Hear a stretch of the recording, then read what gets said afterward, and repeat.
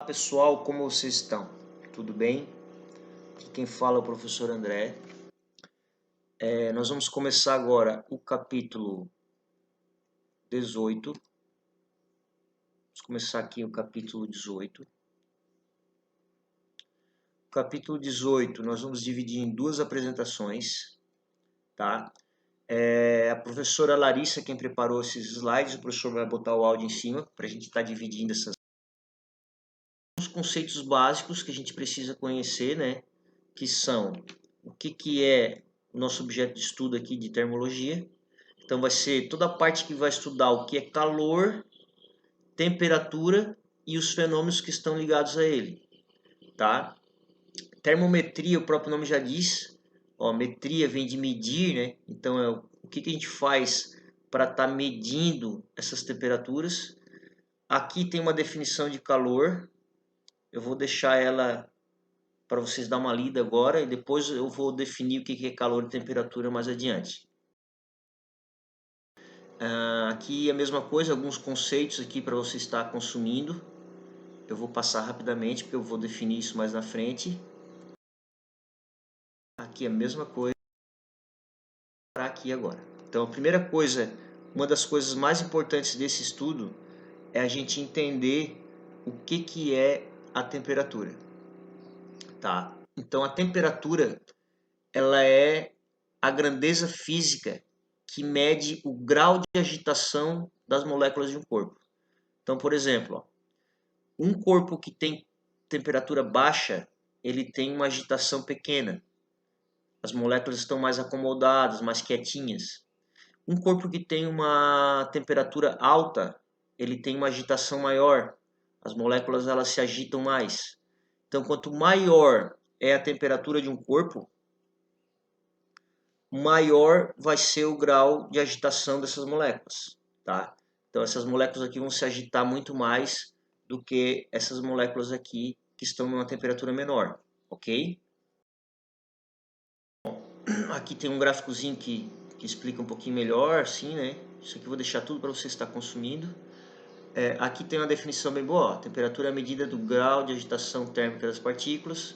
Quanto maior a temperatura, maior vai ser a energia cinética. Claro que isso depende do material, né, que vocês estão trabalhando.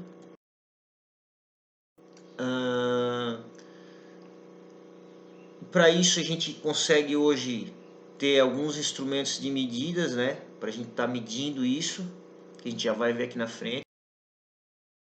Tá indo meio rápido aqui nesse negócio para não ficar muito extenso o vídeo, tá, gente? Isso aqui vocês dão uma lida também. Bom, então vamos lá. O que é o equilíbrio térmico? E aqui a gente pode definir já o que é calor e qual que é a diferença entre calor. Então vamos lá. Primeira coisa, imagina aqui que eu tenho um corpo que está com uma temperatura alta e um corpo que está com uma temperatura baixa. Tá? Então aqui um T2 e aqui um T1, ok? Sendo que o T1 é maior do que o T2. Ou seja, esse corpo está mais, as moléculas desse corpo estão mais agitadas do que as moléculas desse corpo aqui. Então o que acontece? A natureza ela é conservativa. Então se aqui eu tenho mais agitação do que aqui, o que vai acontecer? A natureza por si só vai querer se equilibrar. Então ela vai passando energia desse ponto que está mais energético para esse ponto que está menos energético. Então essas moléculas que estão menos energéticas vão acabar recebendo energia daqui. Então essa troca de energia, essa energia que vem de lá para cá, o que é isso aqui? Isso aqui é o calor.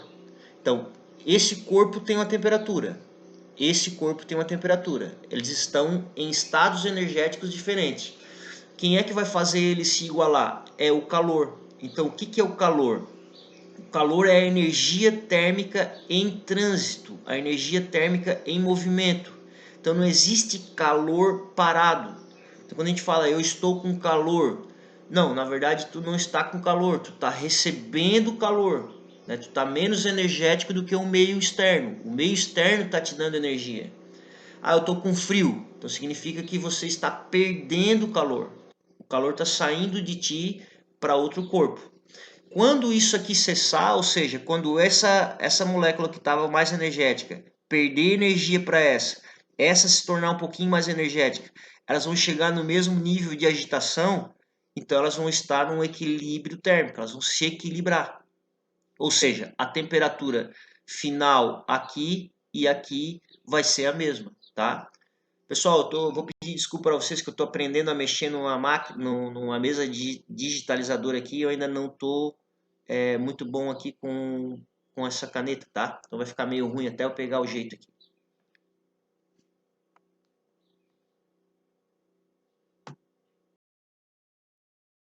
Aqui então, mais uma definiçãozinha, alguns conceitos básicos aqui, né?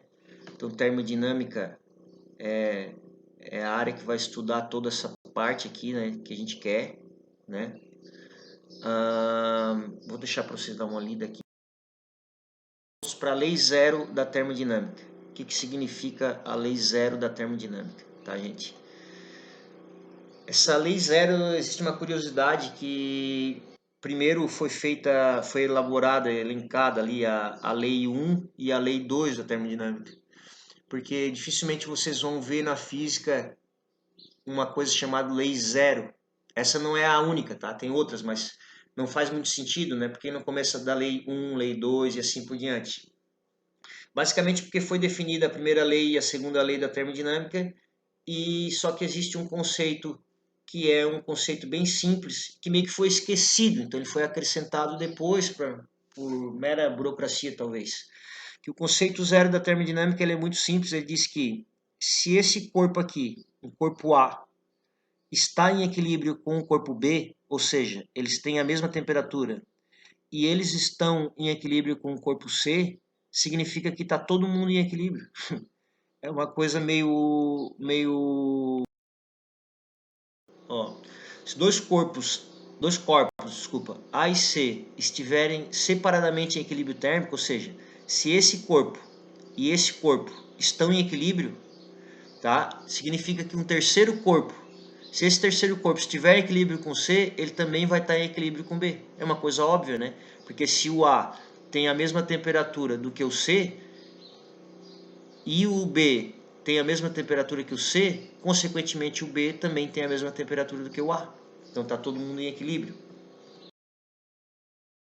tá? Bom, os termômetros, que são os instrumentos de medida, né? Que vocês como engenheiros, dependendo da área de atuação de vocês, vão ter que trabalhar bastante com isso. Em sala de aula eu discuti com vocês que, da minha turma pelo menos, que a SATIC tem uma estação meteorológica. Então vocês podem estar olhando no site lá, olhando também, que é legal acompanhar.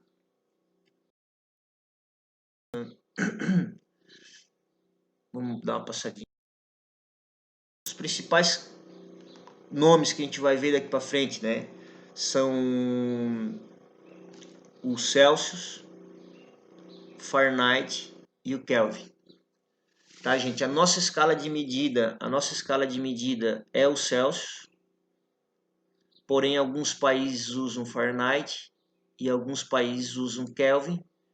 E não é nem uma questão cultural, é que muitas vezes é uma questão de prática mesmo, tá? Então a gente vai trabalhar com as três. A escala, eu vou dar uma puladinha nisso aqui, vocês dão uma lidinha, tá? Eu vou explicar tudo isso aqui ali na frente, vocês podem dar uma lida nisso. Aqui, ó.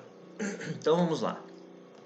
As escalas de temperatura, né? Que é o que nos interessa agora. Então, a escala que a gente vai usar mais é essa escala aqui, que é a escala Celsius. Bom, beleza. Na escala Celsius, a água, claro, sob as condições normais de pressão, ela ferve, ou seja, ela entra em ebulição a 100 graus Celsius. E ela congela a zero. Beleza. Então, se eu vou lá, pego dentro do freezer algo que está congelando, ele significa que ele está nessa temperatura zero aqui. Muito bem. A mesma água, né, na escala Fahrenheit, ela vai ter essa medida aqui. 212 graus Fahrenheit. A mesma situação no termômetro em Kelvin, ele vai medir 373. A mesma coisa aqui embaixo, quando a gente falar do ponto de fusão do gelo, que é 0 graus Celsius, nessa escala vai ser 32 e na escala Kelvin vai ser 273. Percebam o seguinte, ó, isso aqui é uma coisa muito importante. 273 graus Kelvin equivale a 0 graus Celsius. Ok, gente? Bom, vocês percebam que aqui existe uma divisão nessa escala de 100 partes, vai de 0 a 100. Nessa escala aqui, que é a escala Kelvin, também existe uma divisão de 100 partes. Ó, 273 para 373. Então, quando essa escala aqui baixar do 273, ela vai indo lá para baixo, ó, ela vai chegar lá no zero, certo? Quando ela chegar lá no zero, significa que o valor correspondente lá na escala Celsius, drogas, essa mesa aqui é uma bosta. Lá na escala Celsius, deixa eu desenhar diferente aqui. Ó, aqui nós temos o Celsius, 100 e 0. E aqui a gente tem o Kelvin, 373 e 273. Então significa que quando esse cara aqui, nessa divisão de 100 partes, essa divisão de 100 partes. Quando esse cara aqui baixar, ó, e ele chegar lá no zero, que seria o 0 Kelvin, como aqui são 100 partes e aqui também são 100 partes, isso aqui vai chegar no menos 273, que é o famoso zero absoluto. Ou seja, o 0 Kelvin é o zero absoluto. Ou seja, se é a temperatura de menos 273 graus Celsius. É o famoso zero absoluto. É a temperatura na qual as moléculas estariam todas paradas, sabe? Então não existe mais grau de agitação nenhum, parou, o mundo acabou. Essa aqui é a verdade, tá, gente? Hoje a gente consegue chegar bem próximo desse valor aqui, né, do zero absoluto.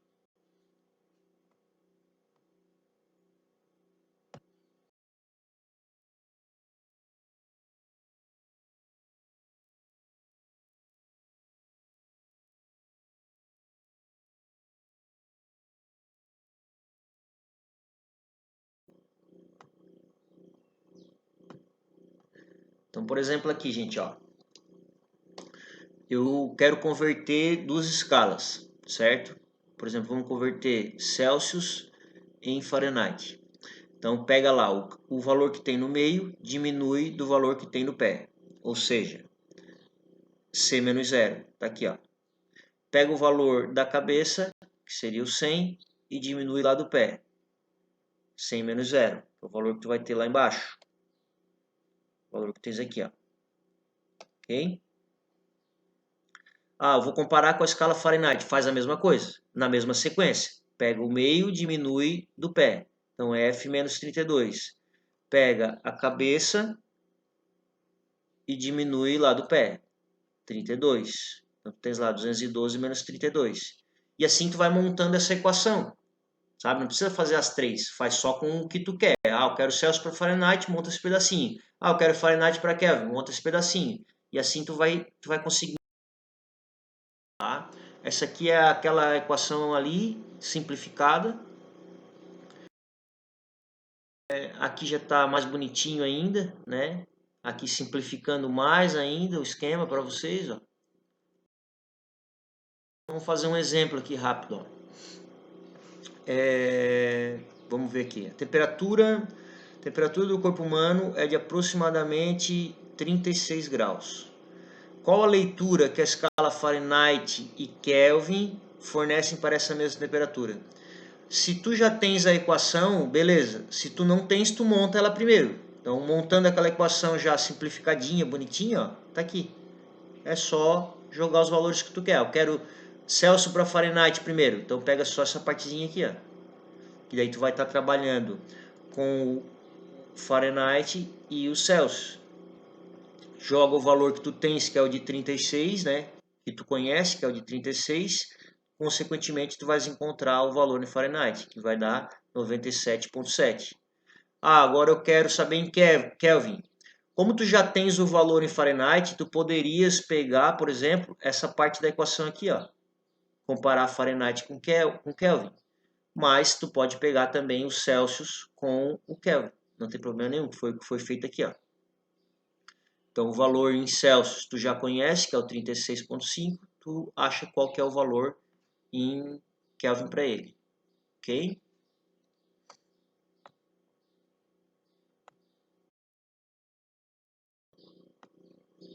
Aqui mais um exemplo. Temperatura normal de funcionamento de um motor de um automóvel de 90 graus Celsius. Determina essa temperatura em graus Fahrenheit. A mesma história, né, gente? Pega aquela equaçãozinha, ó. Aqui já está separadinho só os dois que tu precisa, ó. Tu tens o valor em Celsius, encontra o valor em Fahrenheit. Simples assim, ok? Um exemplo, o tradutor ao receber o manual de instrução com a frase after that, tá em inglês agora, traduziu-a corretamente dessa forma. Após esse tempo, verifique se a temperatura permaneceu quente aproximadamente. Então o valor era de 149 Fahrenheit. A gente quer saber esse valor em graus Celsius, porque a gente está aqui no Brasil. Então, mesma história. Pega a equaçãozinha lá, ó. Tu já sabe agora qual que é o valor em Fahrenheit. Tu vai achar qual que é o valor em Celsius, ok? Bom, entrando na parte que incomoda bastante gente na engenharia, que é a parte de dilatação térmica, dilatação ou expansão, né? Essa parte ela pode gerar muitos problemas, né, gente? A dilatação, na física, ela é dividida em três partes, que é a dilatação linear, a dilatação superficial, a dilatação volumétrica. Dentro da dilatação volumétrica entra a parte de dilatação dos líquidos e a dilatação da água. Bom, dilatação linear a gente vai tratar de comprimento. Dilatação superficial nós vamos tratar de superfícies, então nós vamos tratar de área.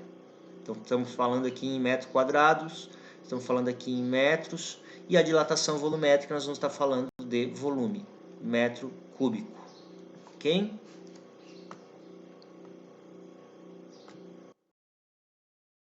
A parte que a gente vai ver é a parte de dilatação linear, que é a primeira lá. Então, dilatação linear, como o professor já tinha falado antes, nós vamos trabalhar com comprimento. Então, vamos imaginar aqui uma barra, ó. Essa barra tem um comprimento inicial, um LO. Depois de aquecido, então aqui ela tem uma temperatura também inicial, uma temperatura 1. Aqueci, então a temperatura 2 maior que a temperatura 1, ou seja, aqui as moléculas estavam agitadas de uma maneira. Quando eu aqueço elas ficam mais agitadas, então consequentemente elas acabam empurrando a estrutura para fora, por isso que se dilata. Então eu vou ter um comprimento final, obviamente maior do que o comprimento inicial. Esse pedaço aqui que aumentou foi a variação do comprimento, um ΔL, tá? Então nessa equação aqui, nessa primeira equação aqui, ó, aqui saiu um quadrado aqui, mas aqui é para ser um delta, que é ΔL, ΔT. Então vamos lá, o que significa cada coisa? ΔL, variação do comprimento, que é esse pedacinho aqui que variou. O LO, comprimento inicial, o ΔT, a variação da temperatura. Lembrando, né, gente, para aqueles que ainda não sabem, mas o delta, ele sempre vai significar a variação, ou seja, ΔT de temperatura vai ser sempre a temperatura final menos a temperatura inicial. Não quer dizer que é a temperatura maior menos a menor, é a final menos a inicial, tá? O delta sempre vai ser isso aqui. Ok, então, por exemplo, essa equação aqui, quando a gente abre ela matematicamente, a gente chega nessa equação aqui, que é a mesma coisa. E o que é esse alfa? Esse alfa é o coeficiente de dilatação linear, ou seja, é um valor tabelado para cada material. Cada material vai dilatar de uma maneira diferente, certo? Isso na engenharia causa um problema danado, porque para obras que vão na rua, né? que vão estar sujeitas aí à dilatação e contração o tempo todo por causa da variação de temperatura, que é uma coisa inevitável. Então, isso pode estar gerando bastante problema. Infelizmente, a gente não tem muito tempo para estar discutindo isso pessoalmente, né? Porque é um assunto bem legal. Isso aqui é uma coisa bem interessante, que é as lâminas bimetálicas, tá, gente? O que são lâminas bimetálicas? O próprio nome já sugere, são lâminas que têm dois metais diferentes. Então, conforme o coeficiente de dilatação delas, como elas são metais diferentes, conforme a diferença entre esses alfas, né, que são os coeficientes de dilatação, quando a gente aquecer, são barras que elas estão coladas uma na outra, tá? Então, quando a gente aquece, ela vai se comportar de uma maneira, porque uma vai dilatar mais do que a outra. Nesse caso aqui, ó, o coeficiente de dilatação dessa barra de cima é maior do que o coeficiente de dilatação dessa barra de baixo. Então ela acaba empurrando a barra de baixo para baixo.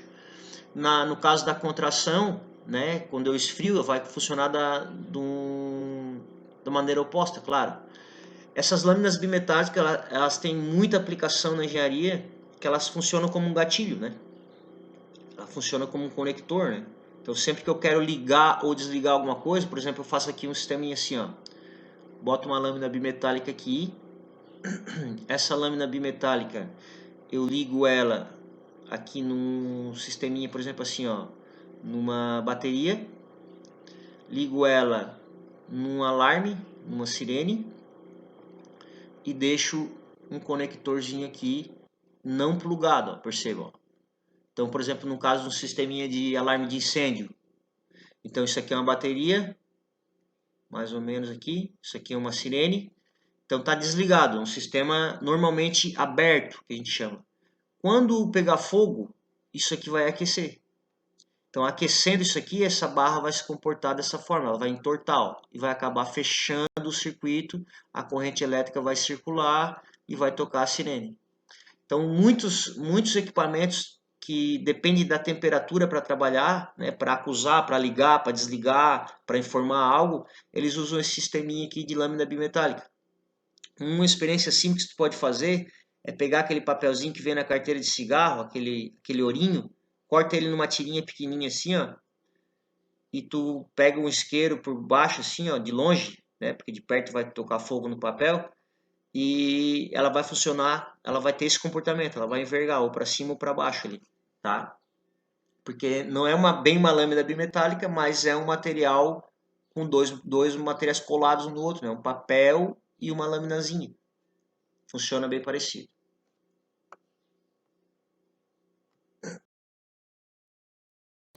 Aqui é aquilo que o professor já falou, né? Da questão dos gatilhos e tal. Dá uma lida com calma. E a gente entra agora na parte de dilatação superficial. Então, como eu já tinha dito também, superficial. Ó, vamos tratar da superfície do negócio. Ou seja, vamos estar trabalhando com a área. Certo? Muito bem. É a mesma história, gente. Ó, aqui tu tens uma chapinha a 20 graus. Aqui tu tens uma chapinha, a mesma chapa, né?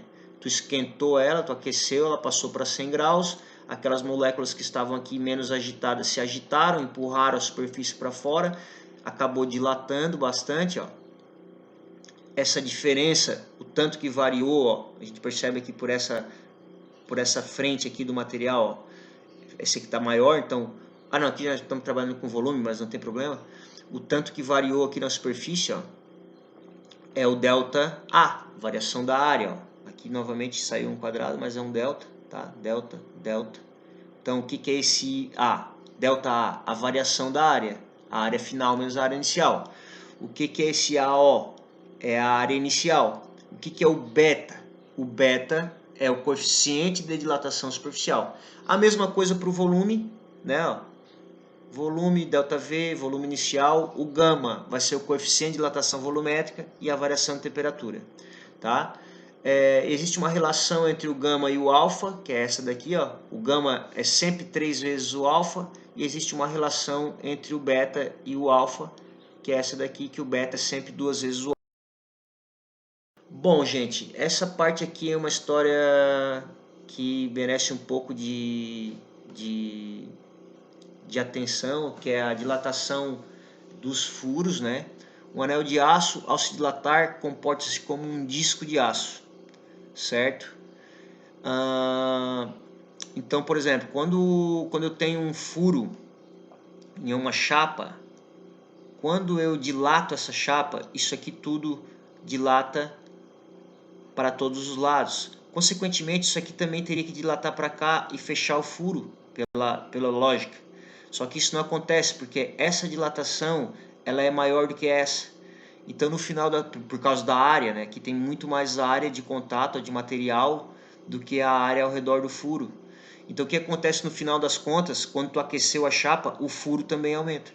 Isso é muito bom, porque, por exemplo, em aviões eles usam bastante isso para prender as coisas, né? Por exemplo, eu preciso prender um parafuso, um pino, alguma coisa, conectar duas chapas, por exemplo.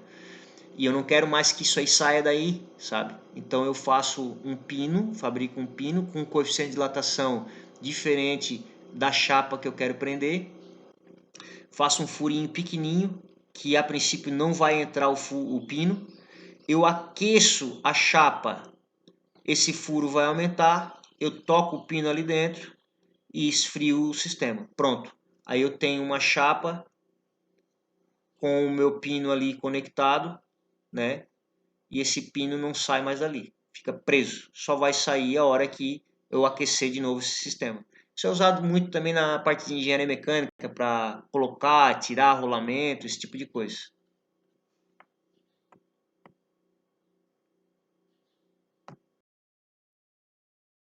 Aqui tem uma tabelinha, gente, ó, de alguns valores, caso vocês precisem na hora de resolver os exercícios, né? Mas tem tudo na internet também. Aqui é uma situação bem peculiar, que é a dilatação aparente do líquido. Isso aqui eu vou estar trabalhando com vocês com mais calma nos exercícios, mas basicamente o que funciona é, tu tens um recipiente, tu tens um líquido. Quando tu dilata, que tu vai aquecer os dois juntos, obviamente, né? O líquido vai dilatar de uma maneira e o recipiente vai dilatar de outra. Então tem que tomar cuidado na hora de fazer essa conta, porque existe o que a gente chama de dilatação aparente, porque tem que descontar a dilatação do recipiente, sabe? Isso eu vou trabalhar com calma nos exercícios. É a mesma coisa. Essa aqui é a parte da dilatação, o comportamento anômalo da água. Isso aqui é muito interessante. Aqui a gente tem aqui nessa situação ó, um ponto aqui, que é um ponto importante, que é esse ponto, que é o da temperatura de 4 graus. O que acontece é o seguinte, ó. Por exemplo, quando tu tens uma temperatura de 4 e aí tu vai aumentar para uma temperatura de 8, por exemplo, o que acontece? Vamos pegar esse gráfico aqui que é melhor. Ó. Tens a temperatura de 4 graus e aí eu vou aumentar essa temperatura aqui para 10 graus, por exemplo. Então vai dilatar. Então, consequentemente, ó, o volume vai ser maior quando tu botar lá. Aqui é a mesma coisa, vai aumentar o volume. O que acontece aqui, que a água se comporta de uma maneira anômala, é quando tu baixa de 4 para 0. Que quando tu vai baixando a temperatura, teoricamente, o volume era para diminuir, para contrair, mas acontece o inverso, ó. Tá vendo? Ele aumenta, só que ele só aumenta nessa faixa aqui, ó, de 0 a 4 graus. Então aumenta o volume, consequentemente diminui a densidade, porque a gente sabe, a gente já viu que a densidade é a massa pelo volume, né? Então quando eu aumento o volume, eu diminuo a densidade. Por isso o gelo boia, porque o gelo tem uma densidade menor do que o da água, por exemplo. Isso garante em lagos, né, que a água se congela na superfície, porém embaixo daquela camada de gelo fica água líquida, né? É um sistema de defesa da própria natureza para que não congele tudo. Beleza, vamos passar aqui. Calorimetria, a parte da termologia que estuda agora, ó, calor e as suas medidas. Então a gente estava vendo basicamente era a parte de termometria, né, que era a parte de temperatura e as suas medidas. Agora a parte de calorimetria vem no mesmo sentido. Metria de medir, medir quem? Medir o calor. Então, algumas coisas que... Basicamente, o que nos interessa mais é isso aqui, ó. Que uma caloria vale 4,186 joules. Essa relação é bem importante. Aqui vem a parte da capacidade térmica do corpo. Isso aqui eu vou passar batido agora. E que eu vou trabalhar mais com essa aqui, ó. Reescrevendo essa equação, a gente tem que Q igual a mc delta T. O que significa isso? Isso aqui é a quantidade de calor, tá? Então o calor vai ser medido em calorias. Isso aqui é a massa que nós vamos trabalhar em gramas. Isso aqui é a variação de temperatura em graus Celsius. E o calor específico, que é esse carinha aqui, também ele é um valor específico para cada material. Ele vai ser trabalhado em caloria por grama grau Celsius. Que não aparece, o professor vai reescrever aqui, ó. A unidade dele é, só um minutinho, a unidade dele é caloria por grama grau Celsius. Bem assim, tá? Isso aqui eu vou... Aqui é aquela equação que o professor falou, ó. Tá ali, ó, reescrita. Calor em caloria, massa em grama, calor específico em caloria, grama, grau Celsius e a variação de temperatura em grau Celsius. Isso aqui, gente, bom, mais para frente eu vou explicar direitinho aqui, é o que a gente chama de calor sensível. Existem duas formas de calor, tá? Que são o calor sensível e o calor latente. Quando é que acontece uma, quando é que acontece outra? O calor sensível, eu ia falar que ia explicar depois, mas já vou explicar um pouco agora. O calor sensível é quando existe variação de temperatura. Então, por exemplo, vamos imaginar aqui um pedaço de gelo. Esse pedaço de gelo ele está a menos 1 grau. Para ele começar a derreter, ele tem que ser aquecido até a 0 graus. Depois ele vai derreter até virar totalmente água. Nesse processo ele continua a 0 graus. Depois eu pego essa água e aqueço até a temperatura que eu quero. Por exemplo, aqui 100 graus, vamos supor. Então vou ter água a 100 graus, ela vai começar a entrar em ebulição aqui. Então percebam, ó, que para eu elevar a temperatura de menos 1 até 0, eu tive que fornecer calor. Então eu tive que dar calor para esse sistema. Para ele derreter, passar de 0, continuar em 0 e derreter tudo, ele também teve que ganhar calor. Para ele vir de 0 até 100, ele também teve que ganhar calor. Só que são calores diferentes. Percebam que nesse processo aqui, ó, do meio, a variação, não houve variação de temperatura. Então não é essa quantidade de calor aqui. É uma outra quantidade de calor, que é o que a gente chama de calor latente, que vai ser o Q igual a M vezes L. Mais na frente a gente vai estudar direitinho isso aqui. Nesse primeiro processo que teve aqui, ó, percebam que houve variação de temperatura. Passou de menos 1 até 0. Então a gente vai usar o calor sensível. Então calor sensível quando existe variação de temperatura e calor latente quando não existe, tá? Não se preocupe se ficou meio assim obscuro, porque o professor vai fazer os exercícios bem detalhadinhos. Aqui tem um exemplo, ó. Quantas calorias uma massa de 1 kg de água a 30 graus deve receber para que a temperatura passe para 70? Ou seja, ela vai aquecer de 30 para 70. Ela tem que ganhar calor. Houve variação de temperatura? Ok. Se houve variação de temperatura, nós vamos usar o calor sensível, que é esse cara aqui. A massa eu já tenho, é 1 kg, só que a gente trabalha em gramas, então 1000 gramas, né? O calor específico é o calor específico da água, nesse caso. Nós estamos falando de água, então é um valor tabelado, que vale 1. Ó, então a massa de 1 kg, que é 1000 gramas. O calor específico da água, que é tabelado. E a variação de temperatura, que foi de 70 menos 30, que dá 40. Então esse é o valor que a água teve que receber em calorias, né? A quantidade de calor que ela teve que receber para passar de 30 para 70. Ou quilocalorias, que daí a gente, só um prefixo aqui para tirar esses 3 zeros, né? A gente acrescenta o K, que é bem usual nessa prática. E se tu quiser saber isso em joule, daí faz uma regrinha de 3, que é aquele valor lá de 1 caloria vale 4, não sei quantos joules, ok? Deixa eu fechar isso aqui para ir para o próximo. Aqui mais um exemplo, que diz que um corpo de massa igual 10 quilos. Então, 10 quilos já passa tudo para grama, então já vai dar 10.000 gramas, né? Recebeu 20 quilocalorias, ou seja, 20.000 calorias, e a sua temperatura passou de 50 para 100. Ele quer saber qual que é o calor específico desse material, ou seja, quem é o Czinho, tá? E qual que é a capacidade térmica que o professor não explicou ainda. Bom, então aquela equação que a gente tem, Qzão igual mCzinho delta T, por que que a gente usa ela? Porque houve variação de temperatura, né? Passou de 50 para 100. Isolando o Czinho, que é quem tu queres, tu chega nessa equação aqui de baixo. A quantidade de calor tu tens, que é o 20.000, ó. A massa tu tens, que é o 10 quilos, e a variação de temperatura tu tens, que é o 50. Passou de 50 para 100, variou 50 graus Celsius. E aí tu acha qual que é o calor específico desse material. Capacidade térmica eu vou passar batido ainda nisso aí, tá, gente? Aqui tem mais um outro exercício. Vamos ver o que ele fala aqui.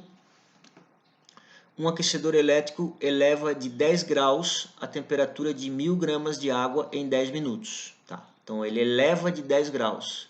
Então isso aqui foi a variação de temperatura. 1.000 gramas de água. Então isso aqui é a massa. Água. Calor específico da água vale 1, a gente já viu. Em 10 minutos, esse 10 minutos aqui é um tempo, né, que a gente vai usar para alguma coisa. Ou não. Então 10 minutos. Ok. Para aquecer 1.000 gramas, vamos ver. Se usarmos esse aquecedor durante 10 minutos para aquecer 1.000 gramas de óleo, qual será a elevação da temperatura de óleo? Bom, ele dá aqui o calor específico do óleo. Então, professor, mas pô, tá meio confuso. É óleo ou é água? O que que é? Vamos lá. Primeira coisa, vamos trabalhar com os dados que a gente tem da água. Então, nós temos uma massa de 1 kg de água, o calor específico da água, a variação de temperatura da água. A gente encontra a quantidade de calor que foi necessária para isso acontecer. Tá? Para o óleo, a gente tem a massa do óleo, o calor específico do óleo, só que a gente não sabe qual que é a variação de temperatura do óleo. Então, a gente deixa em termos de ΔT. Como os dois líquidos foram aquecidos pelo mesmo aquecedor, ou seja, eles receberam durante o mesmo tempo, eles receberam a mesma quantidade de calor. Então, a quantidade de calor que foi fornecida para a água, ela é exatamente a mesma quantidade de calor que foi fornecido ao óleo.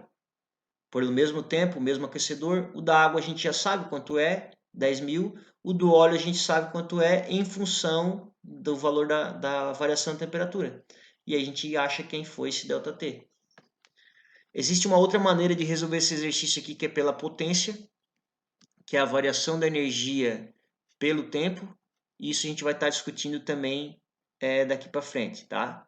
Mas nesse caso aqui, o professor vai passar meio batido agora.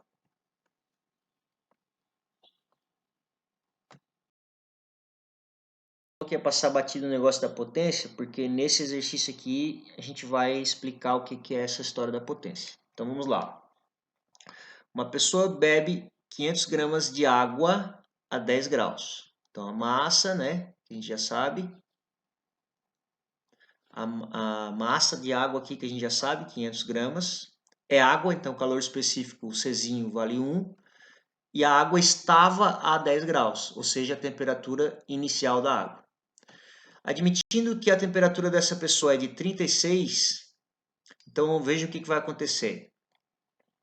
A pessoa está a 36, isso aqui é uma pessoa, tá?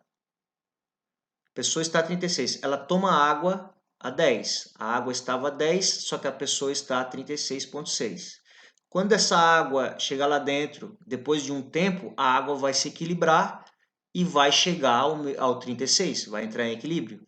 Então, a variação de temperatura que a água sofreu foi de 10 até 36. Ela estava a 10, ela esquentou, ela aqueceu até chegar a 36 dentro do corpo, tá? Beleza. Responda, qual a energia que essa pessoa transfere para a água? Ou seja, para essa água passar de 10 para 36, o corpo forneceu energia para ela, para aquecer essa água. Então, primeira pergunta, houve variação de temperatura? Houve. Então, nós vamos usar a equação do calor sensível. Ó, mc ΔT. A massa da água, o calor específico da água, a variação de temperatura, que foi de 10 para 36. Essa quantidade de calor dá isso aqui, 13.300 calorias. Fazendo a regra de 3 com o valor em joule, aqui ele arredondou, tá, gente? Ó, ele disse que uma caloria vale 4 joules, só para ficar mais fácil a conta. Ele chega num valor de 53.200 joules, ou seja, 53,2 quilojoules. Pode ser assim também. Daí na letra B, ele pergunta qual a energia absorvida pela água, caso a energia absorvida pela água fosse totalmente utilizada para acender uma lâmpada de 1000 watts, durante quanto tempo ela permaneceria acesa? Bom, a potência ela é dada por a quantidade de energia dividido pelo tempo. Essa é a forma da potência. Aqui a energia, quando a gente fala energia, ó, esse valor que eu encontrei em calorias, ele é energia. Só que quando eu falo potência e eu trabalho em watts, a gente sempre usa a energia em joules, porque 1 watt é a mesma coisa que 1 joule por segundo. Então, tome cuidado com isso. Então, a potência do aquecedor vai ser 100 watts, ou seja, a quantidade de energia que eu tenho que trabalhar tem que estar em joule. Por isso que ele transformou em joule. E aí tu encontra o tempo, ou seja, daria para deixar uma lâmpada acesa 532 segundos. É o seguinte, por exemplo, eu vou botar lá dentro daquela caixa um pedaço de gelo e um pouco de água. Como eles não trocam calor com o meio externo, que é uma caixa fechada, eles vão trocar calor entre eles. Então essa água vai trocar calor com gelo e vice-versa. Então todas as somas de calor que existem ali dentro vão ser igual a zero. Por quê? Porque ele não vai trocar calor com o sistema externo, ele vai trocar calor só com o que tem ali dentro. Tá? Então essa regra aqui ela é bem útil para nós. Esse exemplo também, se não ficar claro, não tem problema, porque depois nós vamos fazer vários exemplos como esse. E aqui diz, ó, um calorímetro cuja capacidade térmica é de 20 graus. Tá, eu já pulei bastante essa história da capacidade térmica, vamos só abrir um parênteses aqui, ó. A capacidade térmica, ela é a relação entre a massa e o calorzinho específico. Contém 80 gramas de água a 20 graus, um sólido de 100 gramas e temperatura de 85 é colocado no interior do calorímetro. Então, tu tens lá dentro do calorímetro, ó, vamos fazer uma caixinha aqui. Tu tens dentro do calorímetro a água e um sólido. E o calorímetro também tem uma capacidade térmica, então ele também vai acabar trocando calor com esses caras aqui, tá? Então, no final das contas, o sistema entrou em equilíbrio e esse equilíbrio aconteceu em 25 graus, ou seja, todo mundo aqui, deixa eu achar onde é que está o lápis, aqui, todo mundo aqui entrou em equilíbrio, ou seja, a temperatura final de todo mundo é de 25 graus. Se eu sei que eles trocam calor entre si e não com o meio, a soma das quantidades de calor, ó, vão ser igual a zero, pelaquela lei que a gente estabeleceu antes, certo? Então, quantidade de calor, houve variação de temperatura para todos eles. Então, se houve variação de temperatura para todos eles, nós vamos estar trabalhando com a quantidade de calor igual a mc ΔT.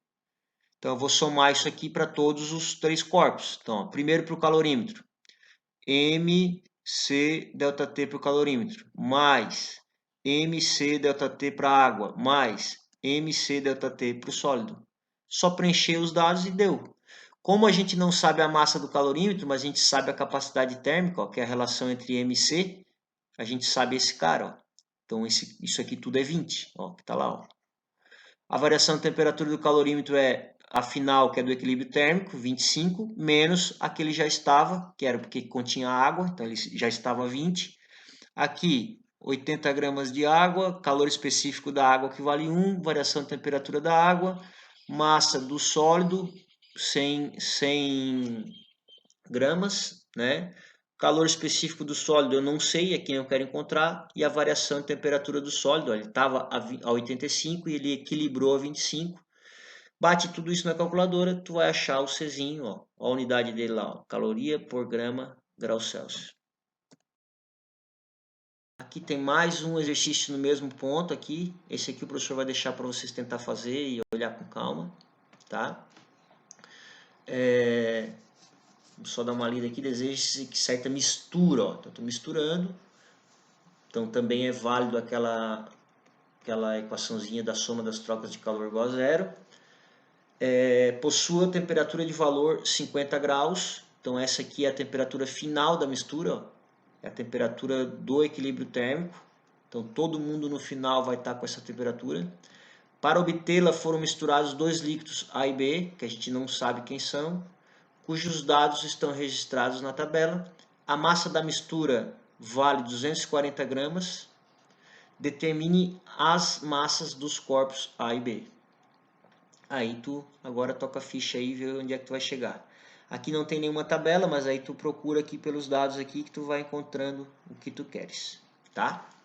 Beleza? Hoje é só, pessoal. Graças a Deus, porque já estava muito grande essa aula. Até a próxima aula. Agradecer aqui a professora Larissa, que preparou isso aqui com muito carinho, muita dedicação. E eu fiquei responsável por colocar o áudio, transformar esse PowerPoint no MP4, subir para o YouTube. Eita, que trabalheira, né, gente? Que mão de obra que tá dando esse coronavírus aí. Mas é isso aí. Vai passar, se Deus quiser. Gente, bom trabalho para vocês, bons estudos, boa aula, tá? Qualquer coisa, chama o professor André, a professora Larissa aí no privado. E é isso aí. Fiquem com Deus. Um abração. Tchau.